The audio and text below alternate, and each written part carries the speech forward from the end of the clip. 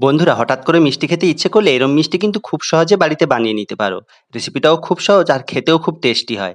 তার জন্য এখানে কড়াইতে দিয়ে দিয়েছি 150 গ্রাম চিনে বাদাম, এটাকে খুব ভালো করে ভেজে নিচ্ছি। চাইলে কাজু বাদাম দিয়েও করতে পারো, না হলে বাজার থেকে খোসা ছাড়ানো বাদাম নিয়ে এসেও বানাতে পারো। এবার কয়েকটা এলাচ দিয়ে খুব সুন্দর করে আমি এটাকে গুঁড়ো করে নিয়েছি।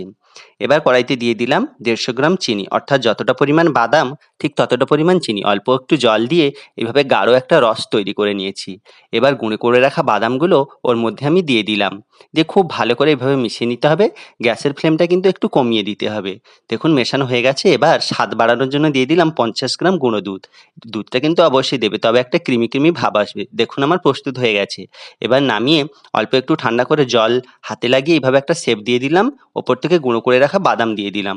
দিয়ে ছুরি দিয়ে কেটে দিলাম ছোট ছোট সন্দেশের আকৃতি। কেমন হয়েছে বন্ধুরা, কমেন্ট করে জানিও আজকের আমার বাদাম সন্দেশ।